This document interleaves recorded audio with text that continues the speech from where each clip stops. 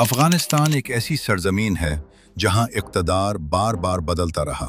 ایک ایسا ملک جو سلطنتوں، قبائلی نظام، نظریات اور عالمی طاقتوں کے سنگم پر کھڑا رہا، اور صرف ایک صدی کے اندر یہ روایتی بادشاہت سے سپر پاورز کی جنگ کا میدان بنا۔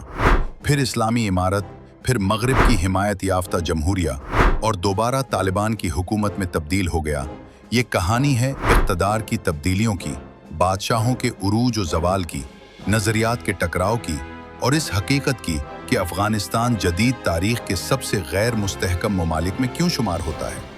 1919 میں شاہ امان اللہ خان نے تیسری اینگلو افغان جنگ کے بعد برطانوی اثر و رسوخ سے مکمل آزادی کا اعلان کیا۔ وہ نوجوان، پرجوش اور اپنے ملک کو جدید بنانے کے خواہاں تھے۔ انہوں نے آئین متعارف کرایا، لڑکیوں کی تعلیم کو فروغ دیا، قبائلی سرداروں کے اختیارات کم کیے اور جدید طرز زندگی کی حوصلہ افزائی کی۔ مگر افغان معاشرہ، جو روایتی اور قدامت پسند تھا، تیز رفتار اصلاحات کو قبول نہ کر سکا۔ ملک بھر میں بغاوتیں پھیل گئیں اور 1929 میں انہیں اقتدار چھوڑ کر جلا وطنی اختیار کرنا پڑی۔ اس کے بعد افراتفری کے دور میں محمد نادر شاہ نے اقتدار سنبھالا۔ انہوں نے اصلاحات کی رفتار کم کی اور مرکزی حکومت کو مضبوط بنایا۔ وہ روایت اور تبدیلی کے درمیان توازن قائم کرنا چاہتے تھے، لیکن 1933 میں انہیں ایک طالب علم نے قتل کر دیا اور اقتدار ان کے بیٹے کو منتقل ہو گیا۔ محمد ظاہر شاہ 1933 میں بادشاہ بنے اور 40 سال تک حکومت کی۔ ان کا دور جدید افغان تاریخ کا سب سے طویل اور نسبتاً پرامن دور تھا۔ افغانستان نے سرد جنگ کے دوران غیر جانبداری اختیار کی اور سوویت یونین اور امریکہ دونوں سے تعلقات قائم رکھے۔ 1964 کے آئین نے محدود جمہوریت اور خواتین کو ووٹ کا حق دیا۔ کابل میں ترقی ہوئی، جامعات قائم ہوئیں، مگر سیاسی بے چینی اندر ہی اندر بڑھتی رہی۔ 1973 میں جب ظاہر شاہ بیرون ملک تھے تو ان کے کزن محمد داؤد خان نے بغیر خون ریزی کے بغاوت کی، بادشاہت ختم کر کے جمہوریہ قائم کی۔ انہوں نے جدیدیت کو فروغ دیا اور سوویت یونین سے تعلقات مضبوط کیے، مگر سیاسی اختلافات بڑھتے گئے۔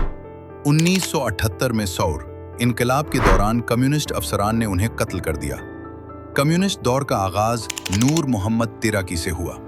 انہوں نے زمین کی اصلاحات اور مذہبی رہنماؤں پر سخت پابندیاں عائد کی۔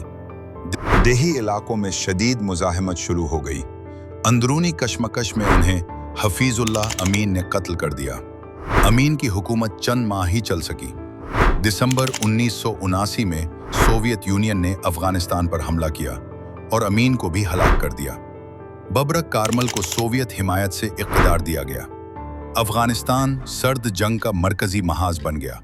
مجاہدین نے امریکہ اور پاکستان کی مدد سے سوویت افواج اور افغان حکومت کے خلاف جنگ کی۔ دیہات تباہ ہوئے، لاکھوں لوگ مہاجر بن گئے اور یہ جنگ پورے خطے پر اثر انداز ہوئی۔ 1986 میں ڈاکٹر نجیب اللہ نے اقتدار سنبھالا اور قومی مفاہمت کی پالیسی اپنائی۔ 1999 میں سوویت افواج کے انخلا کے بعد ان کی حکومت کمزور ہو گئی۔ 1992 میں حکومت گر گئی اور مجاہدین کابل میں داخل ہو گئے، مگر امن کے بجائے مختلف گروہوں کے درمیان خانہ جنگی شروع ہو گئی اور دارالحکومت شدید تباہی کا شکار ہوا۔ اسی افراتفری میں 1996 میں طالبان ابھرے۔ ملا محمد عمر کی قیادت میں انہوں نے اسلامی امارت قائم کی، سخت قوانین نافذ کیے، خواتین کی تعلیم اور ملازمت پر پابندیاں لگائیں اور اسامہ بن لادن کو پناہ دی۔ 11 ستمبر 2001 کے حملوں کے بعد امریکہ نے افغانستان پر حملہ کیا اور طالبان حکومت ختم ہو گئی۔ 2001 میں حامد کرزئی کی قیادت میں نیا دور شروع ہوا۔ بین الاقوامی حمایت سے 2004 میں نیا آئین بنا، اربوں ڈالر کی امداد آئی، اسکول دوبارہ کھلے، میڈیا آزاد ہوا، مگر بدعنوانی اور شورش ختم نہ ہو سکی۔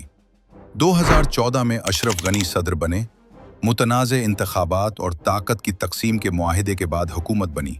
معیشت کمزور رہی، طالبان سے مذاکرات ہوئے۔ اگست 2021 میں امریکی افواج کے انخلا کے دوران طالبان نے کابل پر قبضہ کر لیا۔ اشرف غنی ملک چھوڑ کر چلے گئے اور جمہوریہ ختم ہو گئی۔ 2021 سے طالبان دوبارہ اقتدار میں ہیں۔